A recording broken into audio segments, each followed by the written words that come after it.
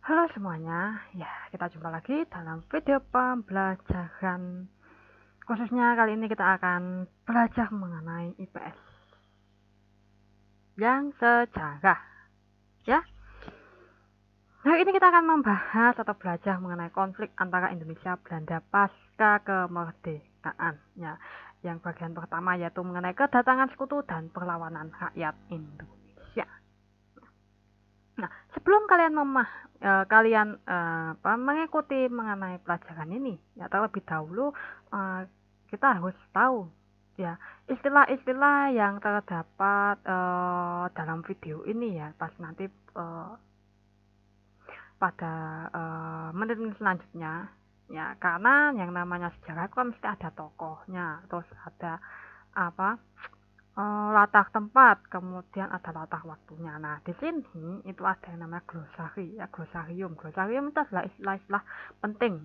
Ya, kalau dalam video ini yaitu istilah-istilah penting yang ada pada pembahasan pelajaran kita hari ini, yaitu mengenai kedatangan sekutu dan perlawanan-perlawanan yang dilakukan rakyat Indonesia. Ya, nah istilah-istilah penting apa sih yang harus kalian pahami?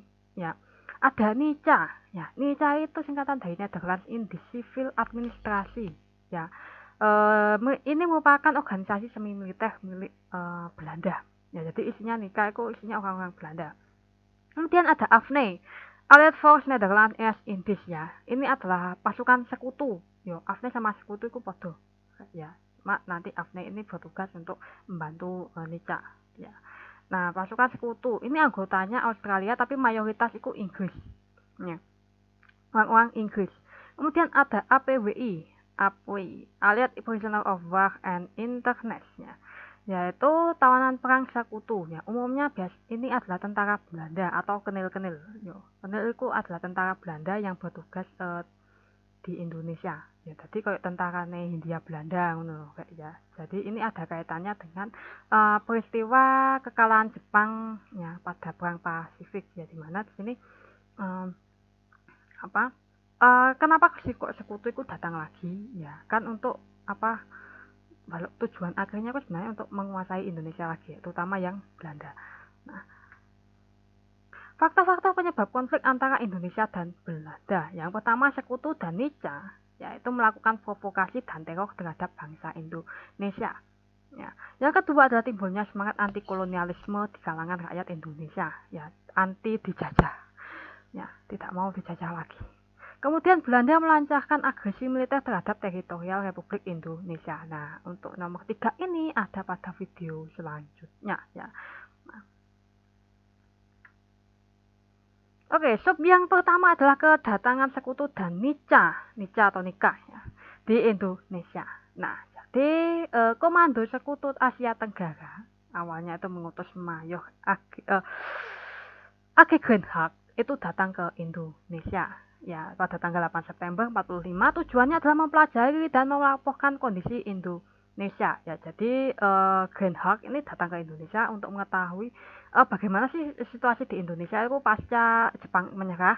Ketika datang ke Indonesia ya ternyata Indonesia itu sudah merdeka dan terjadi beberapa kericuhan di beberapa daerah ya karena kan Jepang kan masih belum pulang ya Jepang ini jadi bulan-bulanannya rakyat Indonesia ya setelah merdeka. Jadi perlu kalian ketahui setelah merdeka Jepang itu tentara Jepang yang ada di Indonesia itu jadi bulan-bulanan rakyat ya bahkan ada yang sampai terbunuh yo senjatanya diambil terus mereka dibunuh ya.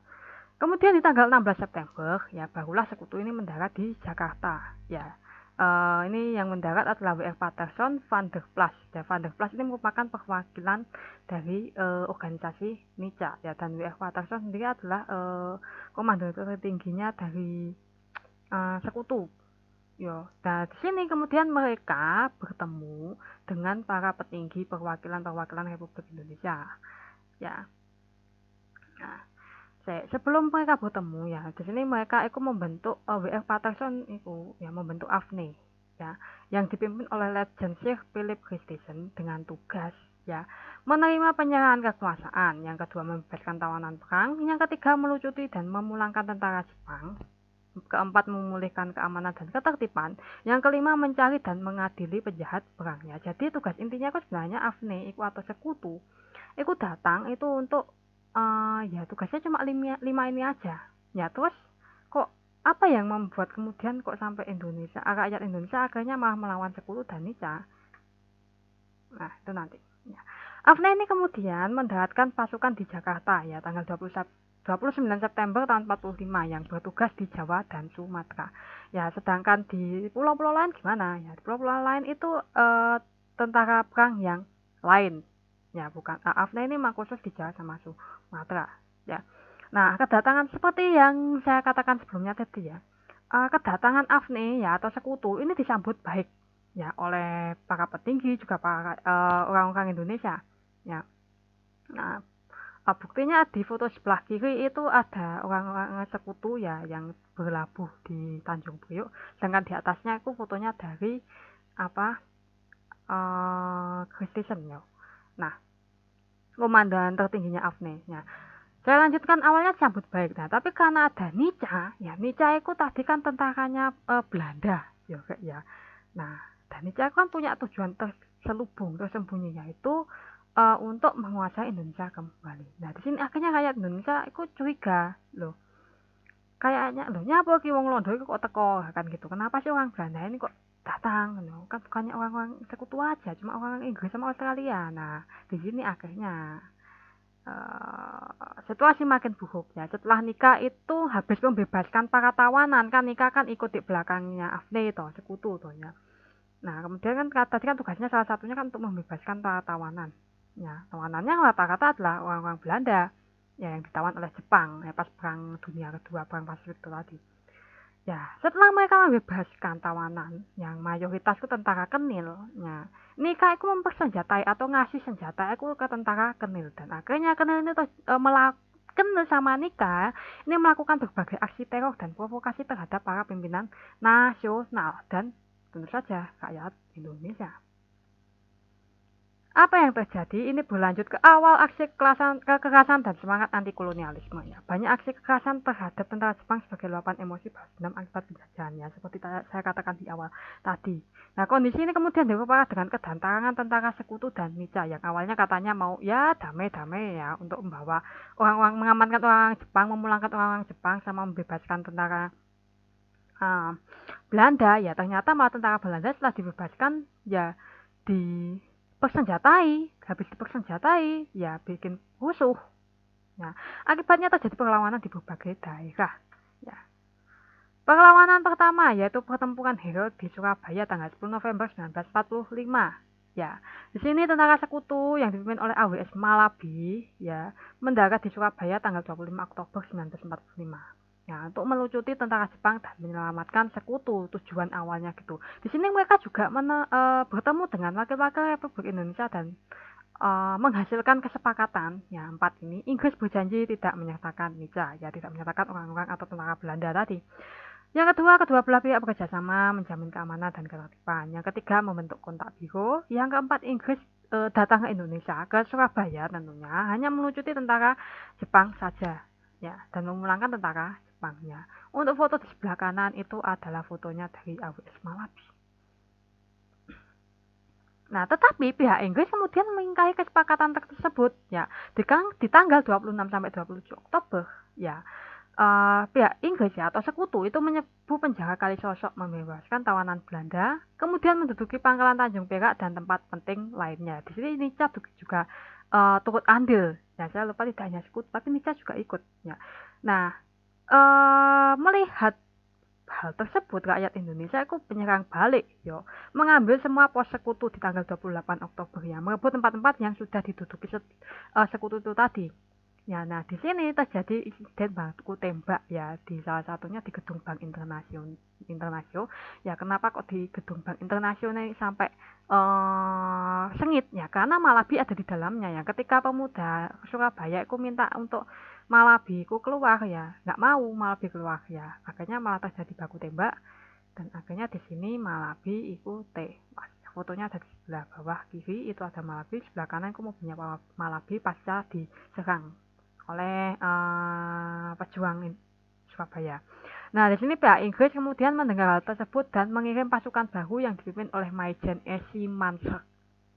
Ya, 7 November 45 Mansek ini menulis surat pada Gubernur Suryo, ya Gubernur Jawa Timur saat itu, ya, yang mengatakan kok rakyat Surabaya ya itu dianggap menghalangi tugas sekutu.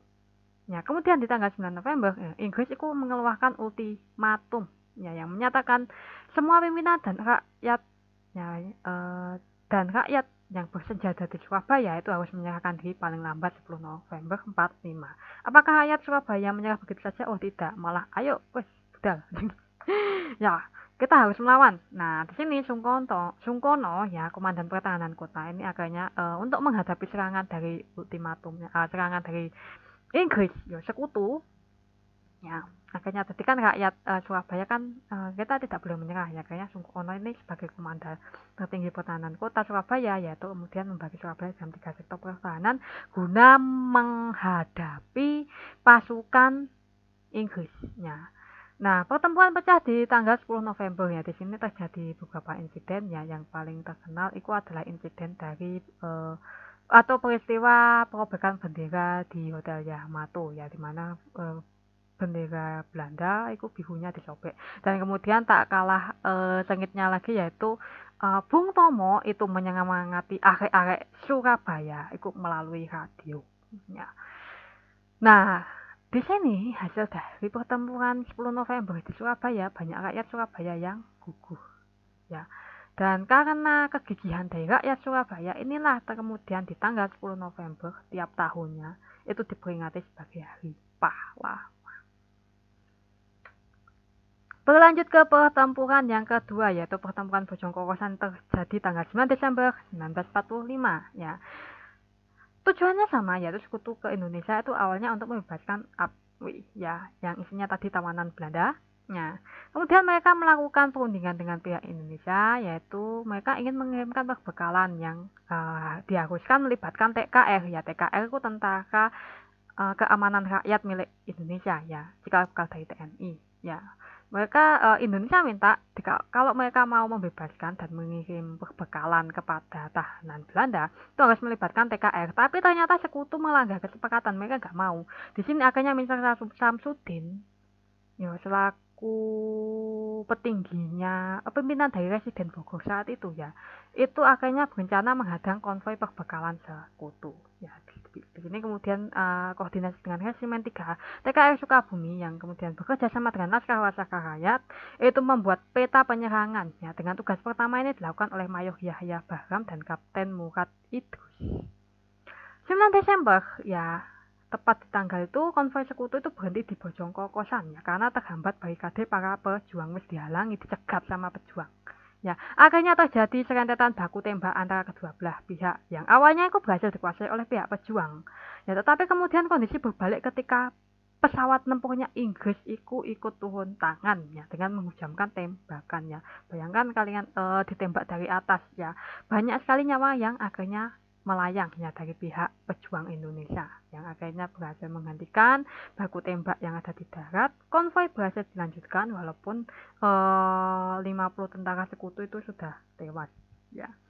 Nah, kemudian akibatnya ya ini ada akibat maksudnya adalah markas besar sekutu itu protes kepada Perdana Menteri Syahrir ya saat itu memang Perdana Menterinya dipegang oleh Syahrir ya tetapi Syahrir itu tidak menggubrisnya alias cuek ya karena sekutu kan niatnya memang niat terselubungnya ingin menguasai Indonesia.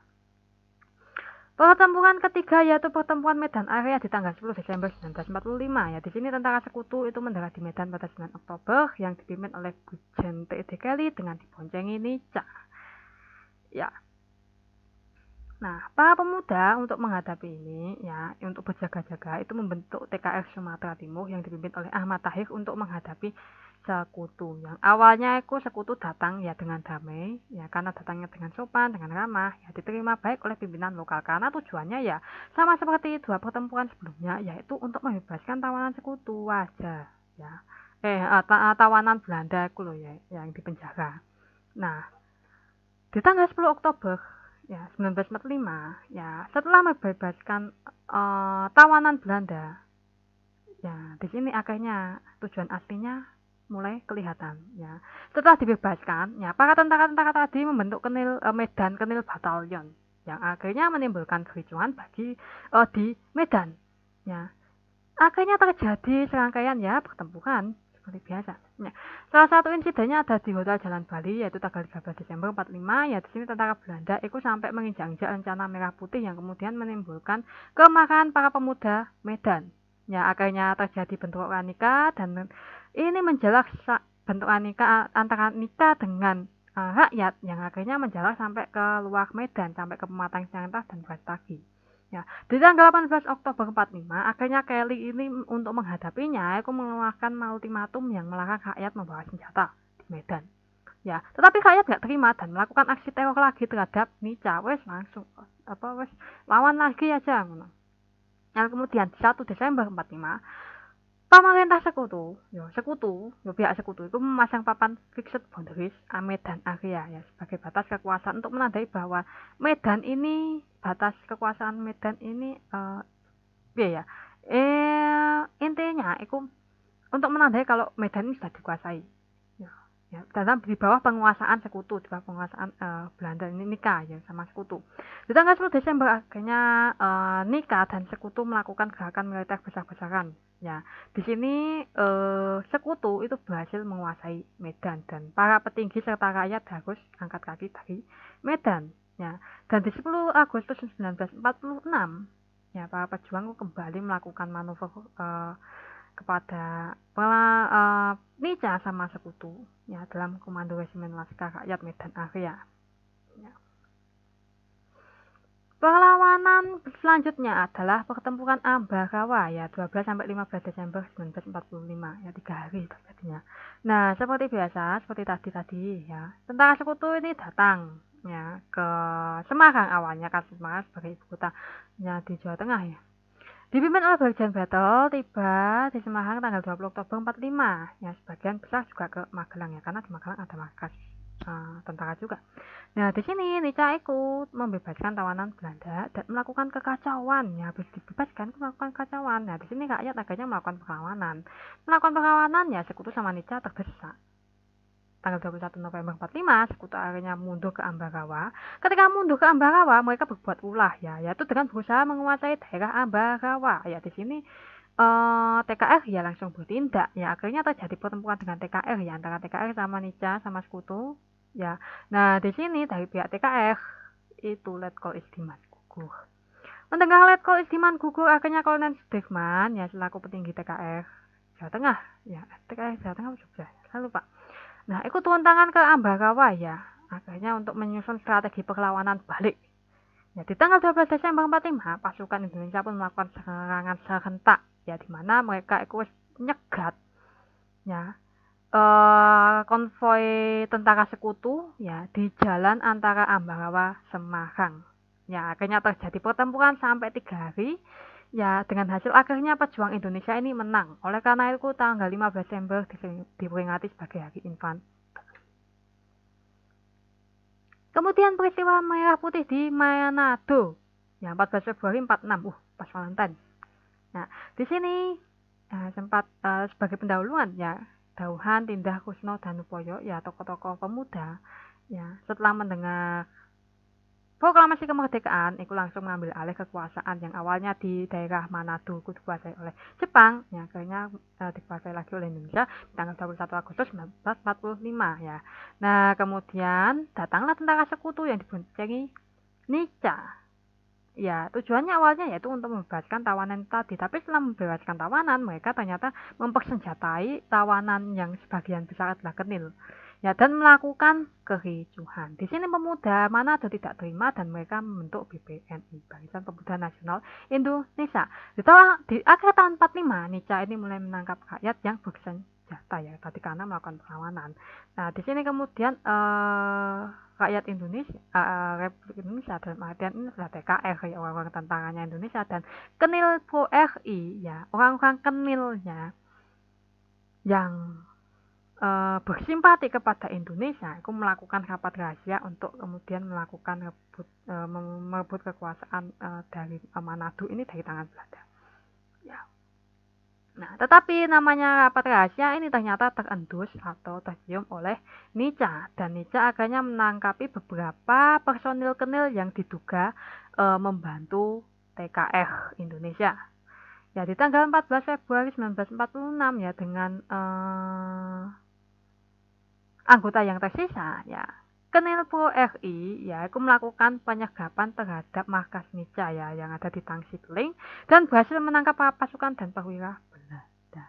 Ya, karena kemenangan ini ya kemudian para pejuang ini berhasil membentuk pemerintahan Indonesia di Sulawesi Utara dengan BW Lapian sebagai residen. Ya.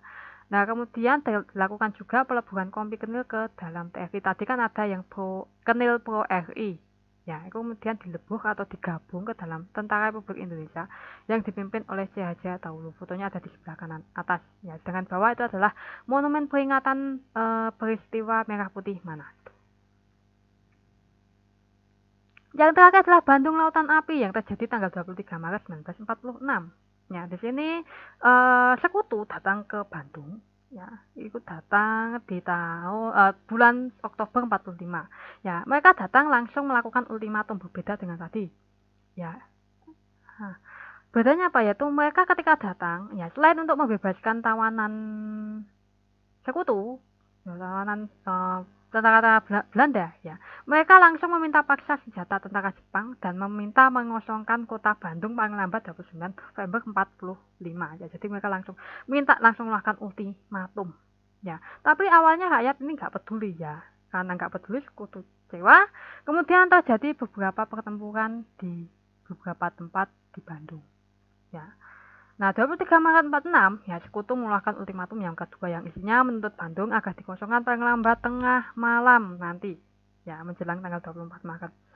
Ya, nah di sini ya, itu sempat terjadi kegalauan ya, di mana pemerintah Indonesia itu meminta TRI dan rakyat Bandung itu untuk menuruti ultimatum ya, daripada nanti terjadi pertumpahan darah, sorry.